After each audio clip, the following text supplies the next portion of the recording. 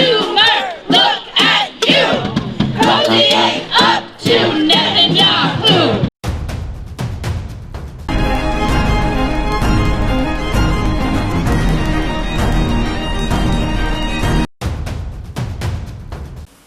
Hello, welcome to the Struggle Video News. I'm Stanley Heller. This picture from the Israeli Prime Minister's Twitter account shows him on February 24th being embraced by Senator Chuck Schumer of New York. This was days after yet another Israeli raid in which 11 Palestinians were killed. 2 days later, Hawara was set upon by the Israeli mob, and 100 or so homes and houses were burned. Human Rights Watch summed it up in this video.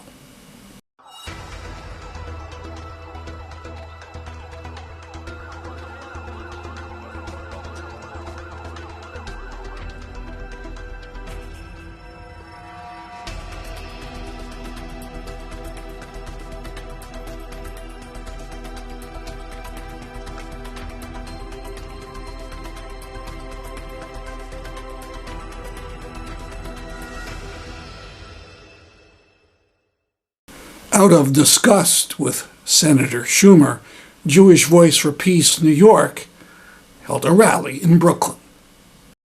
Shame on you, Schumer! Look at you! Cozy ain't up to Netanyahu! All from the side! Free, free, free Palestine! Free, free, free Palestine! Free, free, free Palestine! Free, free, free Palestine!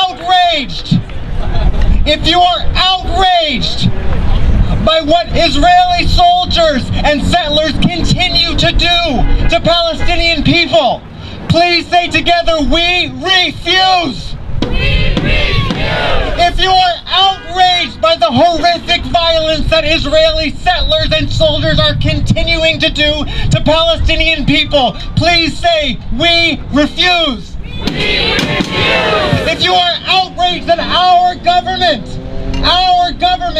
is funding and giving moral cover and political cover to this violence at to the tune of $3.8 billion every year, please say, we refuse.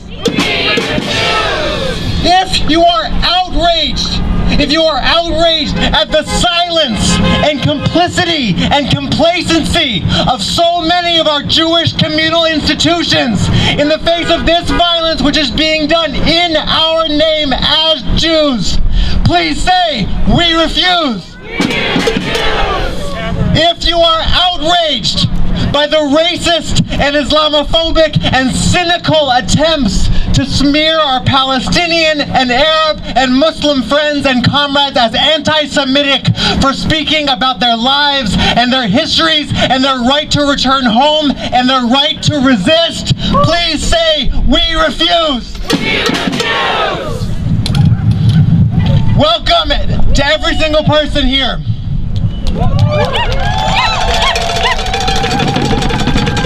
We are so glad you are here. We need to channel our it is our responsibility to channel our collective outrage, our collective refusal, our collective grief and anger to demand that our government that our government end all military funding to Israel.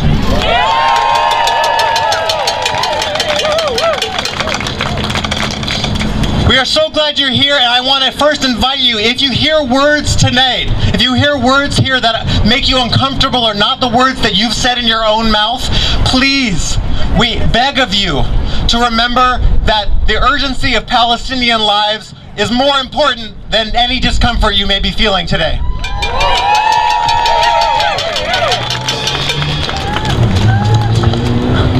We have watched in horror and outrage as hundreds of Israeli settlers invaded the town of Huwara in the West Bank of Palestine and committed a pogrom. We have watched in horror as settlers burned homes and burned ambulances and burned vehicles, injuring so many Palestinian people. We have watched how that pogrom was done with the full support of the Israeli state and the Israeli military. We have watched in horror as the Israeli military invaded the old city of Nablus in the West Bank, killing 11 Palestinian people and injuring 100. We have watched in horror as this violence has been done, funded and supported by the United States. We have watched in horror as Israel has elected its most right-wing fascist government in its history. And do not be seduced or lulled into thinking this is an anomaly. Do not gaslight Palestinians who have been saying since the beginning of Zionism, this is Zionism. This is not an anomaly, this is not an exception. This is Zionism doing what it does, terrorizing Palestinians, making their lives impossible, and trying to displace them from their land. We want to be very clear, the mask is off of Zionism if it was ever on for you. The mask is off if it was ever on. And we refuse to gaslight Palestinians any longer. This is genocide.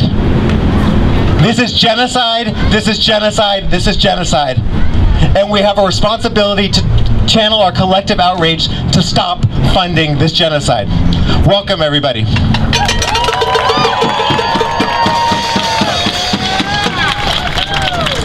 And meanwhile, the day after the massacre in Nablus, what did we see from our elected official, our senator from New York, the Democratic Majority Leader, Chuck fucking Schumer, flew to Israel and met with Netanyahu, hugged that motherfucker, and told him he had the U.S.'s support.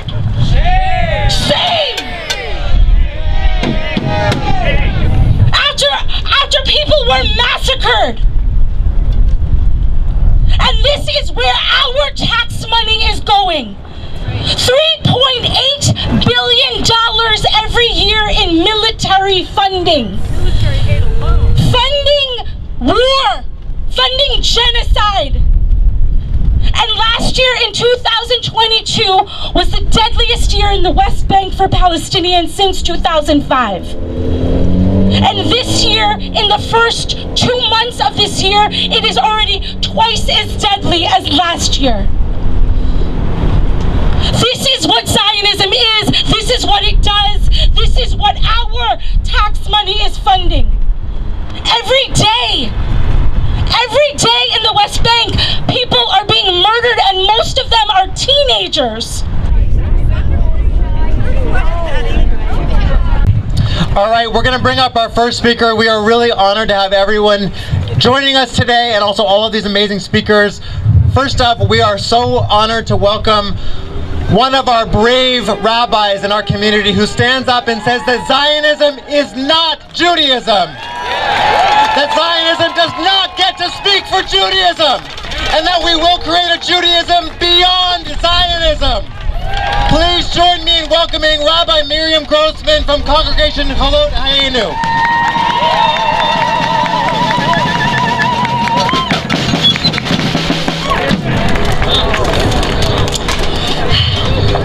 I want to thank every person who's here for being here. I want to start by again thanking the Palestinian folks who are here today. And I want to say, as a rabbi, or rather, maybe just as a person of faith, may God bless you and keep you, and may God keep your families safe. Our promise, by being in this space, our promise here to all the Palestinian folks here and beyond, is to keep showing up, is to never let the rhetoric of so-called two sides distract or detract from the reality that one side has enacted a brutal military occupation, ongoing colonization, and decades of apartheid and disregard for Palestinian life, all of that with the backing of global superpowers and American tax dollars. Right. We will not be distracted from that fact. As was also said, I know that for some Jewish folks here today, this may be your first time coming to an action like this. It may be your first time in a space that calls on Jewish people to speak out against the violence and displacement enacted in our name.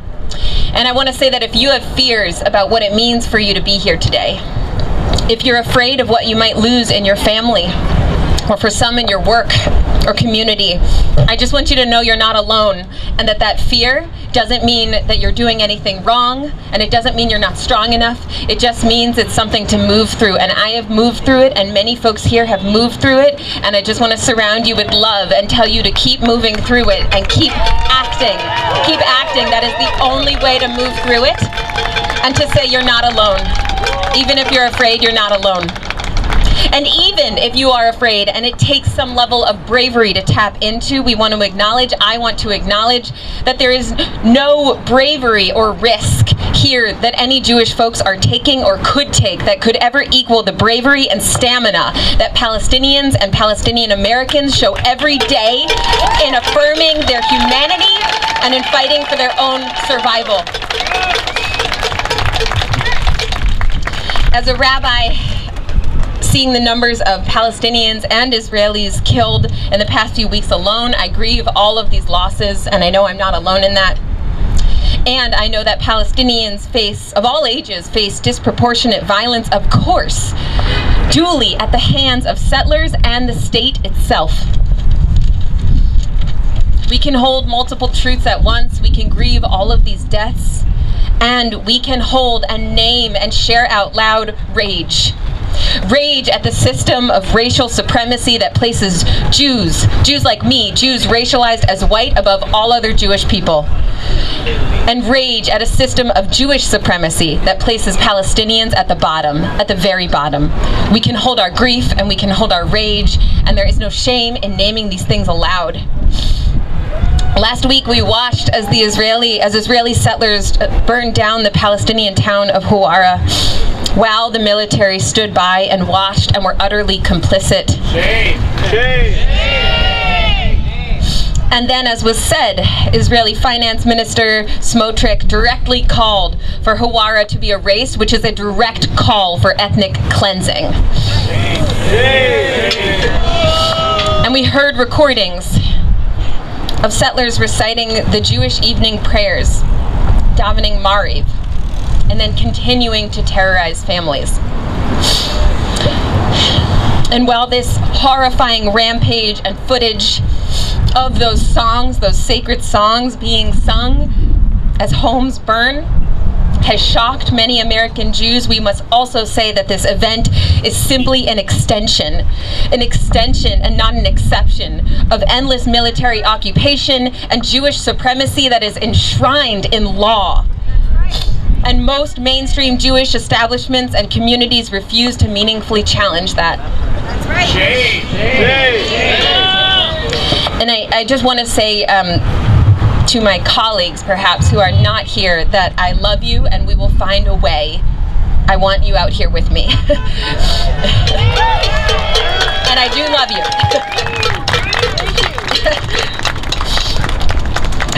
I couldn't listen to all of the recording. I watched, but I couldn't listen to it all, actually, hearing those prayers. But what I know, by knowing those prayers, they're set, the same ones every night. What I know is that eventually they would have come to Hashkivenu. Hashkivenu Adonai Eloheinu l'shalom, v'hamidenu malkeinu l'chaim, l'fros aleinu sukat shlomecha. would have been sung, which means, help us, O God, to lie down in peace. Help us, O God, to lie down in peace. Help us to rise up to life. Spread over us a shelter of peace. I cannot fathom what it means to sing, help us to lie down in peace, as you set homes on fire. Jews around the world, whenever night comes, many will sing these words again tonight. And I know that when I recite these words tonight, I know that I'm praying for peace in a way that so many of us are praying for it, which is not simply the absence of rampages like this. Peace does not mean a return to the situation as it has been at any point in the last 75 years, which is one of ethnic cleansing, Palestinian dispossession, and apartheid. Peace, real peace. The peace that I pray is spread over us. The peace that I pray we rain down and enact and create as a canopy together is a just peace. A just peace with full human rights for all Palestinians. It means a world where we are all free because we know that our freedom and our liberation and our survival is all bound up together. God, spread over us that peace. Spread over us that peace. May we spread over ourselves gathered here today and far beyond that shelter of justice and peace. May we be relentless and may we be unwavering. Amen. Smotrich is the fellow on the right. After the mob attacked Huwara, burning over 100 homes and cars, Smotrich said the town of Huwara should be wiped out. On March 12th, he's slated to come to the United States to speak at a dinner to sell Israel bonds to the American public. A good number of American Jewish groups asked the Biden administration to deny Smotrich a visa. But he did receive the visa to enter the country. These Jewish groups are sponsoring a picket of the event. They object to the hate and to Smotrich's support for mass murder. But what about the bigger issue here? The fact that in Washington, D.C., a dinner will be held to sell Israel bonds, to get money for a regime engaged in the international crime of apartheid. On Wednesday, March 15th, at 4 p.m., Jewish Voice for Peace New Haven and our Middle East Crisis Committee are calling for a rally in front of the Treasury building on Capitol Avenue in Hartford, Connecticut, 4 p.m., to protest the sale of Israel bonds. Connecticut has over $100 million of investments in Israel, including those in Israel bonds. These are some of the signs that we'll be holding. It's necessary to point out that the race riot was done with the approval of the Israeli government. Its soldiers and police just stood by. Eric Russell is treasurer of Connecticut. Pretty sure that on his own he could get the investments sold off. If you're watching this program on YouTube, stop it right now. Copy down Russell's email address. Send him a 5-word message. Sell off the Israel bonds. He'll get the message. And if you would, send us a copy at mail@thestruggle.org. This sign we've had for a while. It was used at the height of the pandemic. So join us at 4 on Wednesday, the 15th, on Capitol Avenue in Hartford, Connecticut, for a protest calling for the sale of all investments in Israel. Cleanse the Connecticut Treasury. Details at thestruggle.org. Now, one slogan on this poster may seem odd. It says, no blank check for a war on Iran. Let's go back to the first photo. The fellow on the extreme left is named Thomas Nides. He's Biden's U.S. ambassador to Israel. Haaretz reports that Nides, on multiple occasions, has said publicly that Israel, quote, can and should do whatever it needs to deal with Iran, and we've got their back. That's a blank check for war, something that not even Trump said to Israel. You can understand the concern of those 45 organizations. Now back to Palestine, to some dancing.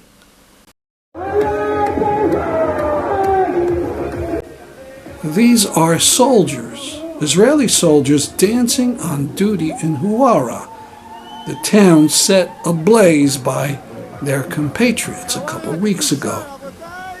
The fascist, theocratic government of Israel has not gotten the message. Instead, they're doubling down.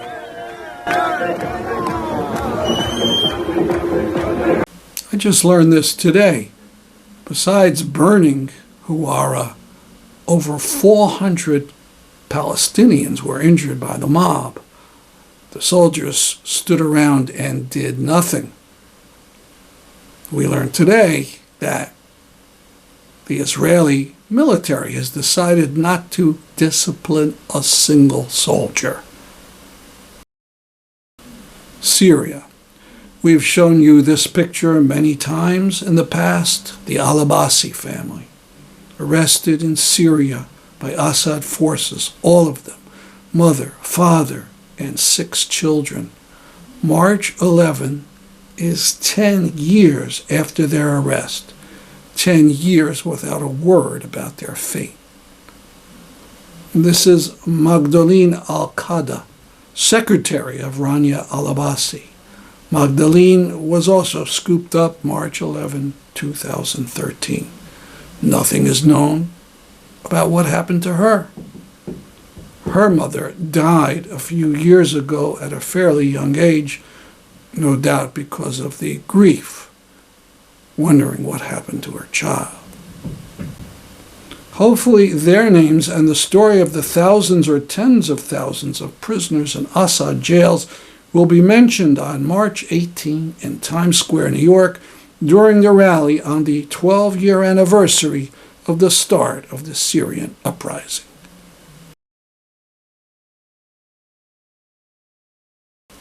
Ukraine. In the awful rocket attacks by Russia all over Ukraine this week, the link was cut from the power grid to the Zaporizhia nuclear power complex.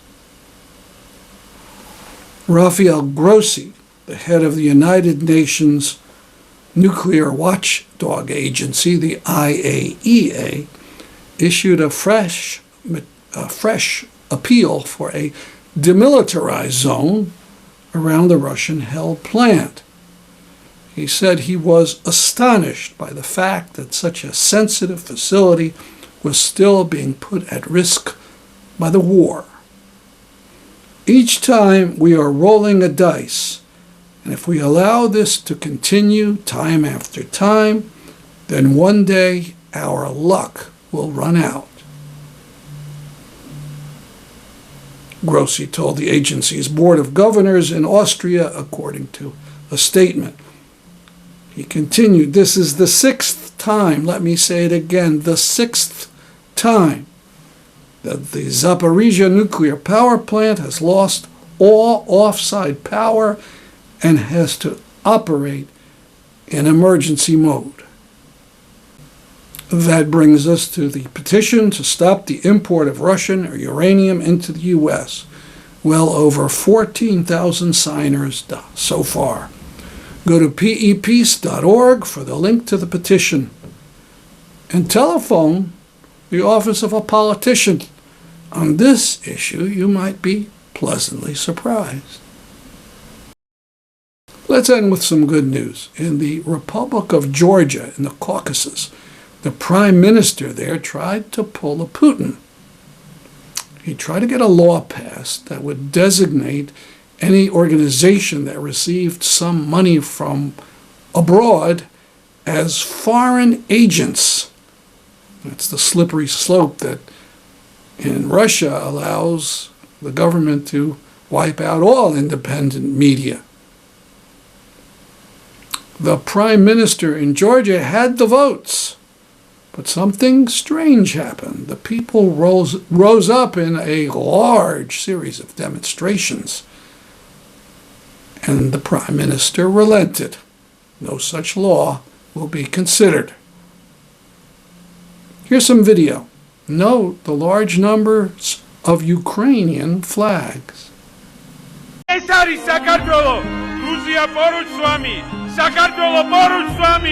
This is Georgia. We are Europe.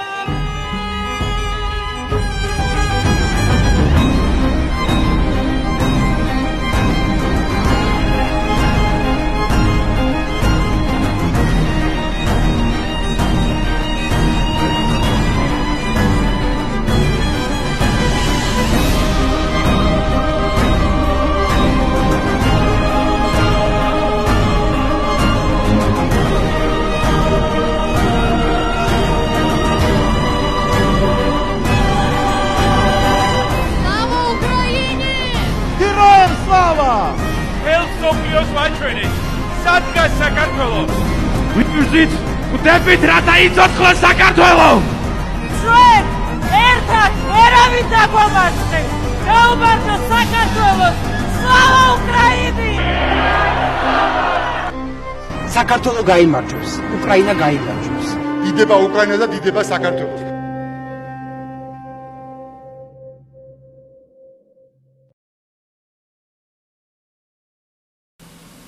That's our program for today.